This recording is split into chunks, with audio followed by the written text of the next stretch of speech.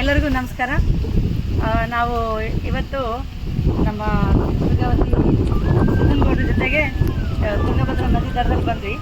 ಅವರು ಒಟ್ಲಳ್ಳಿ ಪಕ್ಕ ಒಂದು ಕಲ್ಲೇಶ್ವರ ದೇವಸ್ಥಾನ ಇದೆ, ಹಳೆಯ ಒಟ್ಲಳ್ಳಿ ಹತ್ರ ಕಲ್ಲೇಶ್ವರ ದೇವಸ್ಥಾನ ಇದೆ, ಅಲ್ಲೆಲ್ಲ ಶಾಸನಗಳಿದೆ, ಬನ್ನಿ ಅಂತ ಕರ್ಕೊಂಡ್ಬಂದರು. ನಾವು ಇದು ಹರಪನಹಳ್ಳಿ ತಾಲೂಕಿನ ಒಟ್ಲಳ್ಳಿದು ಅಂತೇಳಿ ಖುಷಿಯಾಗಿ ಬಂದ್ವಿ. ಇಲ್ಲಿ ಬಂದಮೇಲೆ ಇದು ಈ ಪ್ರದೇಶ ಮಾತ್ರ ಹರಿಹರಕ್ಕೆ ಸಂಬಂಧಪಟ್ಟಿರ್ತಕ್ಕಂಥ ಊರು ಚಿಕ್ಕಬಿದ್ರಿ ಅಂತೇಳಿ ಇರ್ತಕ್ಕಂಥ ಒಂದು ಹಳ್ಳಿಯಿಂದ 3 ಕಿಲೋಮೀಟರ್ ದೂರ ಇರ್ತಕ್ಕಂಥದ್ದು, ಒಟ್ಲಳ್ಳಿಯಿಂದ 4 ಕಿಲೋಮೀಟರ್ ದೂರ ಇರ್ತಕ್ಕಂಥ ಒಂದು ಈ ಪ್ರದೇಶ. ಈ ಪ್ರದೇಶನೆಲ್ಲ ಶಾಮನೂರು ಶಿವಶಂಕರಪ್ಪ ಅವರ ಮಗ ಎಸ್ ಮಲ್ಲಿಕಾರ್ಜುನ ಅವ್ರಿಗೆ ಸಂಬಂಧಪಟ್ಟಿರ್ತಕ್ಕಂಥ ಜಾಗ ಇದು.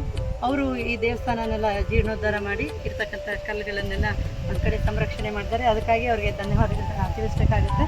ಇವತ್ತು ನೀವು ಬನ್ನಿ ನನ್ನ ಜೊತೆಗೆ, ಇದನ್ನು ಪ್ರಕೃತಿ ಸೌಂದರ್ಯದ ಜೊತೆಗೆ ಈ ದೇವಸ್ಥಾನದ ವಿಶೇಷತೆಯನ್ನು ಕೂಡ ನಿಮಗೆ ಹೇಳಕ್ಕೆ ನಾನು ಇಷ್ಟಪಡ್ತೀನಿ. ನೀವು ನೋಡ್ಬೋದು, ಕಣ್ಣು ಆಯಿಸಿದ್ರೆ ಆ ಕಡೆ ತುಂಗಭದ್ರಾ ನದಿ ಇದೆ. ತುಂಗಭದ್ರಾ ನದಿ ದಡೆಯಲ್ಲಿನೇ ಈ ಕಲ್ಲೇಶ್ವರ ದೇವಸ್ಥಾನ ಇದೆ. ಕಾಣುತ್ತೆ ನೋಡಿ, ಕಲ್ಲೇಶ್ವರ ದೇವಸ್ಥಾನ ಅಂತ ಬರೆದಿರ್ತಕ್ಕಂಥದ್ದು. ಹಳೆಯ ಕಲ್ಲುಗಳಿಗೆ ಅವರು ಮತ್ತೆ ಜೀರ್ಣೋದ್ಧಾರ ಮಾಡೋ ಸಂದರ್ಭದಲ್ಲಿ ಪಾಲಿಶ್ ಮಾಡಿರ್ತಕ್ಕಂಥದ್ದು.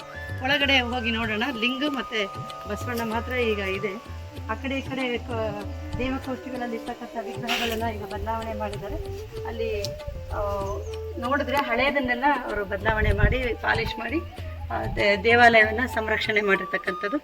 ಗರ್ಭಗುಡಿಯಲ್ಲಿ ಶಿವಲಿಂಗ ಇದೆ, ಹಾಗೆಯೇ ಮುಂದೆ ನಂದಿಯನ್ನು ಕಾಣಬಹುದು. ಹಾಗೆ ಲಲಾಟ ಬಿಂಬದಲ್ಲಿ ಗಣೇಶ ಇದೆ.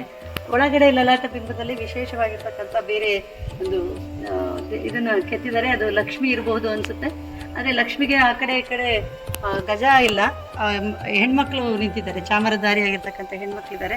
ಹಾಗಾಗಿ ಇದು ಗಜಲಕ್ಷ್ಮಿ ಅನ್ನೋದಕ್ಕಿಂತ ಲಕ್ಷ್ಮಿ ಅಂತಲೇ ಹೇಳ್ಬೋದು ಅನ್ಸುತ್ತೆ ಲಲಾಟ ಬಿಂಬದಲ್ಲಿ ಇರ್ತಕ್ಕಂಥದ್ದು. ಹಾಗೆ ನೀವೆಲ್ಲ ನೋಡ್ಬೋದು, ಇವರು ಇಡೀ ನಮ್ಮ ದೇವಸ್ಥಾನವನ್ನು ಸಂರಕ್ಷಣೆ ಮಾಡ್ತಕ್ಕಂಥವ್ರು, ಹಾಳಾಗದೆ ನೋಡ್ಕೊಳ್ತಕ್ಕಂಥ ವ್ಯಕ್ತಿ.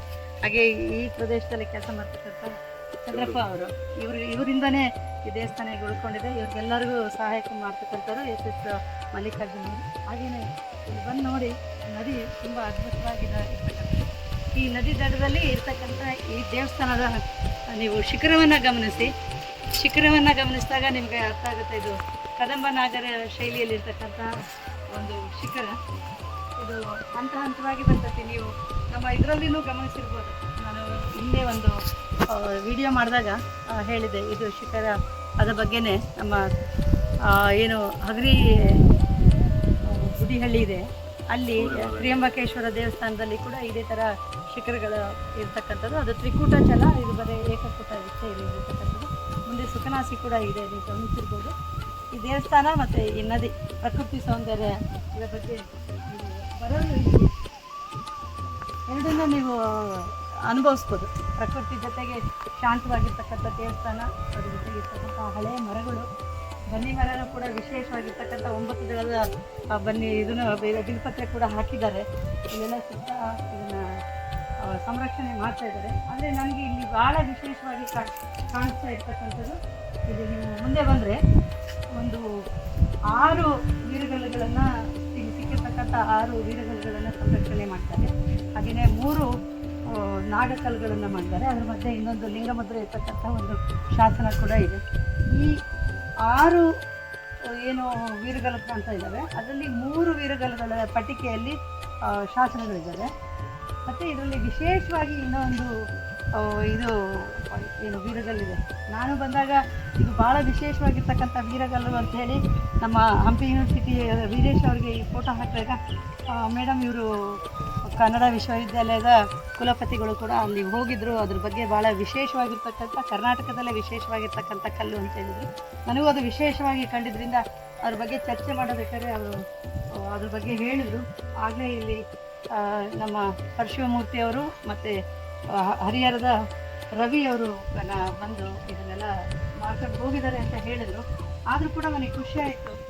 ಇಲ್ಲಿರ್ತಕ್ಕಂತಹ ಶಾಸನಗಳನ್ನು ಮತ್ತು ವೀರಗಲ್ಲುಗಳನ್ನು ನೀವು ಗಮನಿಸ್ಬೋದು. ಸುಂದರವಾಗಿರ್ತಕ್ಕಂಥ ವೀರಗಲ್ಲುಗಳನ್ನು ಇಲ್ಲಿ ಕಾಣ್ಬೋದು.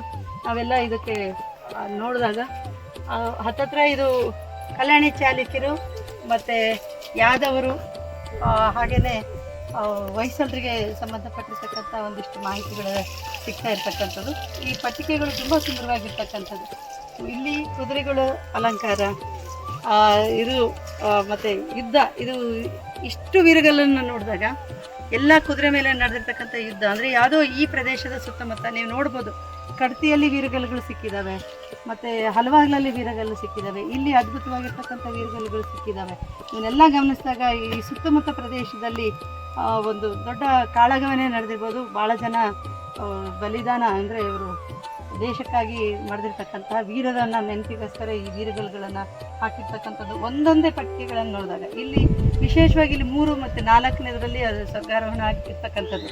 ಕೆಳಗಡೆ ಕುದುರೆ ಮೇಲೆ ಯುದ್ಧ ಮಾಡ್ತಕ್ಕಂಥದ್ದು, ಮತ್ತು ಇಲ್ಲಿ ಕೂಡ ಅವ್ರನ್ನ ಇದು ಯುದ್ಧದಲ್ಲಿ ಅವರು ಹೊಟ್ಟೆನಲ್ಲಿ ಚುಚ್ಚಿರ್ತಕ್ಕಂಥದ್ದು. ಈ ಬಾಣವನ್ನು ನೋಡಿ ಅವರು ಬಾಕ ತಗೊಂಡು ಇದಕ್ಕೆ ಚುಚ್ಚಿರ್ತಕ್ಕಂಥದ್ದು.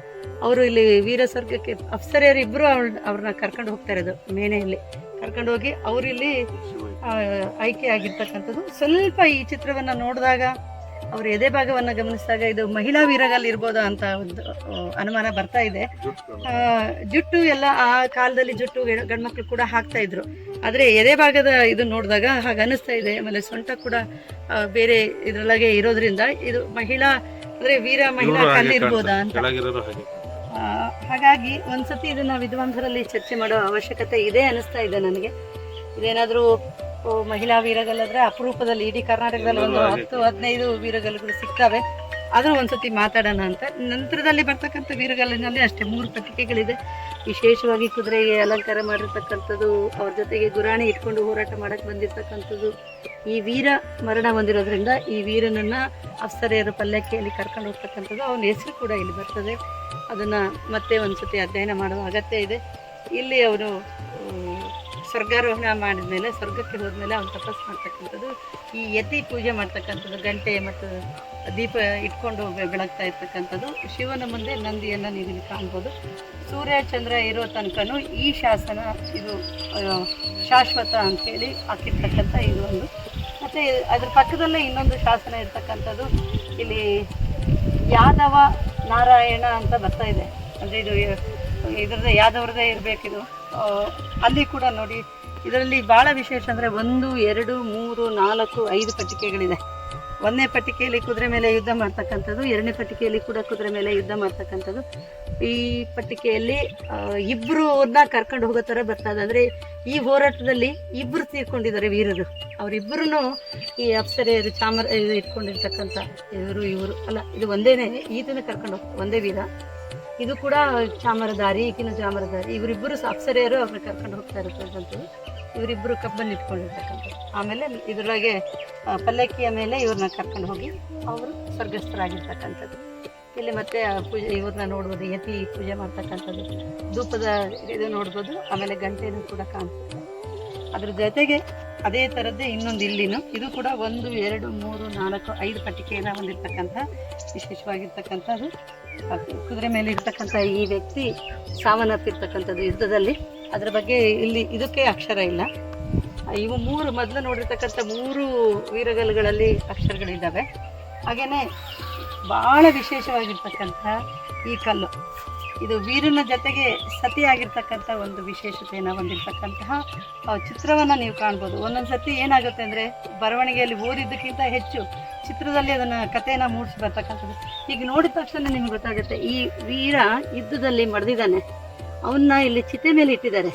ಚಿತೆ ಮೇಲೆ ಇಟ್ಟಾಗ ಅದ್ರ ಮೇಲೆ ಅವಳು ಹೆಂಡತಿ ಸಾವನ್ನಪ್ಪಿರ್ತಕ್ಕಂಥದ್ದು, ಅವಳನ್ನು ಕೂಡ ಅಲ್ಲಿ ಮಲಗಿಸಿ ಚಿತೆಯಲ್ಲಿ ಇದು ಮಾಡಿರ್ತಕ್ಕಂಥದ್ದು. ಇಲ್ಲೆಲ್ಲ ನೋಡಿ, ಅದು ತುಂಬ ಅದ್ಭುತವಾಗಿರ್ತಕ್ಕಂತಹ ಒಂದು ಚಿತ್ರ. ನಮಗೆ ಅನ್ಸಮಟ್ಟಿಗೆ ಸತಿ ಸಹಗಮನ ಪದ್ಧತಿ ಇದು ಬಹುಶಃ ಇದು 11ನೇ ಶತಮಾನ ಅಥವಾ 12ನೇ ಶತಮಾನಕ್ಕೆ ಸಂಬಂಧಪಟ್ಟಿರ್ತಕ್ಕಂಥ ಇವಿಷ್ಟು ಒಂದೇ ಕಾಲಘಟ್ಟದ ಅಥವಾ ಬೇರೆ ಬೇರೆ ಕಾಲಘಟ್ಟದ ಗೊತ್ತಿಲ್ಲ. ಬಟ್ ಇದು ಏನನ್ನ ಬರವಣಿಗೆ ಇಲ್ಲದೆ ಇದ್ರೂ ಕೂಡ ಇದು ಒಂದೇ ಒಂದು ಚಿತ್ರದಿಂದ ನಿಮಗೆ ಇಡೀ ಒಂದು ಕರ್ನಾಟಕದಲ್ಲಿ ಒಂದು ಸಂಸ್ಕೃತಿಯನ್ನು, ವೀರಗಲ್ಲಿನಲ್ಲಿ ಸತಿ ಸಹಗಮನ ಪದ್ಧತಿಯನ್ನು ಬಿಂಬಿಸಿರ್ತಕ್ಕಂಥ ಈ ಚಿತ್ರ ವಿಶೇಷವಾಗಿರ್ತಕ್ಕಂಥದ್ದು.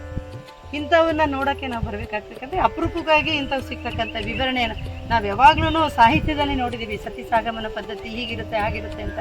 ಆದರೆ ಇವರು ಚಿತ್ರದ ಮೂಲಕನೇ ಇಲ್ಲಿ ಕಳಿಸಿರೋದ್ರಿಂದ ಈ ಚಿತ್ರವನ್ನು ನೋಡಿದಾಗ ಈ ವ್ಯಕ್ತಿಯ ಮಡದಿ, ಇವನು ಈ ಹೋರಾಟದಲ್ಲಿ ಸತ್ತೋಗ್ತಾನೆ. ಸತ್ತೋದ ಮೇಲೆ ಅವನ್ನ ಇಲ್ಲಿ ಚಿತೆಯ ಮೇಲೆ ಇಟ್ಟಿದ್ದಾರೆ.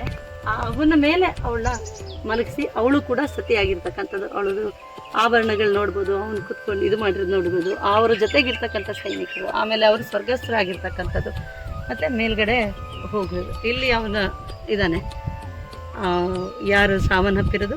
ಆದರೆ ನನಗೆ ಒಂದು ಕಾಡ್ತಾ ಇರೋದೇನೆಂದರೆ, ವೀರನ ಸ್ವರ್ಗದ ಬಗ್ಗೆ ಮಾಡಿದ್ದಾರೆ, ಅದ್ರ ಜೊತೆಗೆ ಅವರು ಸತಿಯಾಗಿರೋ ಹೆಣ್ಮಗಳು ಕೂಡ ಸ್ವರ್ಗಸ್ಥ ಆದಳು ಅಂತ ಹೇಳ್ಬೋದಾಗಿತ್ತು ಏನೋ ಗೊತ್ತಿಲ್ಲ, ಅವರವರ ಭಾವನೆಗಳು ಹೇಗಿದ್ವು ಅಂತ. ಆದರೆ ವೀರನ ಮಾತ್ರ ಸ್ವರ್ಗಸ್ಥನಾಗಿರೋ ಬಗ್ಗೆ ಇಲ್ಲಿ ವಿವರಣೆ ಇದೆ. ಇದು ಮಾತ್ರ ಇಡೀ ಕರ್ನಾಟಕದಲ್ಲೇ ವಿಶೇಷವಾಗಿರ್ತಕ್ಕಂಥ ಒಂದು ಕಲ್ಲು ಅಂತ ಹೇಳ್ಬೋದು. ಅದ್ರ ಜೊತೆಗೆ ಇಲ್ಲಿ ಇನ್ನೊಂದು ವೀರಗಲ್ಲಿದೆ. ವೀರಗಲ್ಲಲ್ಲಿ ಕೂಡ ಕೆಳಗಡೆ ಹೋರಾಟ ಮಾಡ್ತಕ್ಕಂತಹ ಇದನ್ನು ನೋಡ್ಬೋದು. ಈ ವೀರ ಮರಣ ಹೊಂದಿರ್ತಕ್ಕಂಥದ್ದು, ಮೇಲೆ ಅವರು ಸ್ವರ್ಗಸ್ಥ ಆಗಿರ್ತಕ್ಕಂಥದ್ದಿದೆ. ಹಾಗೆಯೇ 2 ನಾಗಕಲ್ಲುಗಳು, ಅದರ ಮಧ್ಯದಲ್ಲಿ ಲಿಂಗ ಮುದ್ರೆ ಇರ್ತಕ್ಕಂಥ ಒಂದು ಇದಿದೆ. ಶ್ರೀಮತ್ ಬಲ್ಲಾಳ ಅಂತ ಬರ್ತಾ ಇದೆ ಅನಿಸ್ತಾ ಇದೆ. ಇನ್ನೊಂದು ಸತಿ ಮರು ಓದು ಬೇಕಾಗುತ್ತೆ. ಬಲ್ಲಾಳ ಅಂದರೆ ಹೊಯ್ಸಳರ ಬಲ್ಲಾಳನ ಅಂತ ಒಂದು ಪ್ರಶ್ನೆ ಬರ್ತಾ ಇದೆ. ಇದು ಕೂಡ ಲಿಂಗಮುದ್ರೆ ಕಲ್ಲಿರಬಹುದಾ ಅದು ಗೊತ್ತಾಗ್ತಾ ಇಲ್ಲ. ಆದರೆ ಇದ್ರದ್ದು ಶಾಸ್ತ್ರಗಳ ಓದನ್ನು ಮತ್ತೆ ಮಾಡಬೇಕಾಗಿದೆ. ಅಲ್ಲೊಂದು ಅದ್ಭುತವಾಗಿರ್ತಕ್ಕಂಥ ನಾಗಕಲ್ಲಿದೆ. ಇದು ಒಟ್ಟಾರೆ ಏನಂದರೆ ನಮ್ಮ ಸಂಸ್ಕೃತಿಯನ್ನು, ನಮ್ಮ ಪರಂಪರೆಯನ್ನು ಉಳಿಸ್ಕೊಂಡು ಹೋಗಬೇಕು ಅನ್ನೋ ಒಂದು ಉದ್ದೇಶದಿಂದ ನಾವಿಲ್ಲಿ ಬಂದಿದ್ದನ್ನೆಲ್ಲ ನೋಡಿದ್ವಿ. ನಮಗೆಲ್ಲ ತುಂಬ ಖುಷಿ ಆಯಿತು. ಪರಿಸರ ಚೆನ್ನಾಗಿದೆ, ದೇವಸ್ಥಾನ ಚೆನ್ನಾಗಿದೆ, ಮತ್ತು ಈ ಐತಿಹಾಸಿಕ ಪರಂಪರೆಯನ್ನು ಕೂಡ ಸಂರಕ್ಷಣೆ ಮಾಡ್ಕೊಂಡು ಹೋಗಿರ್ತಕ್ಕಂಥದ್ದಿದೆ. ಇಂಥದಕ್ಕೆ ಇನ್ನೂ ಹೆಚ್ಚಿನ ಸಂಶೋಧಕರು ಬಂದು ಇದರದ ವಿವರಣೆಗಳನ್ನು ತಿಳ್ಕೊಂಡು, ದೇವಾಲಯದ ಬಗ್ಗೆ ತಿಳ್ಕೊಂಡು ನಮಗೆಲ್ಲರಿಗೂ ಇದು ಮಾಡಬೇಕು, ಇತಿಹಾಸದ ಮೇಲೆ ಬೆಳಕು ಚೆಲ್ಲಬೇಕು ಮತ್ತು ಇದನ್ನು ಸಂರಕ್ಷಣೆ ಮಾಡಬೇಕು ಅಂತೇಳಿ ಈ ಮೂಲಕ ಕೇಳ್ಕೊಳ್ತೀನಿ.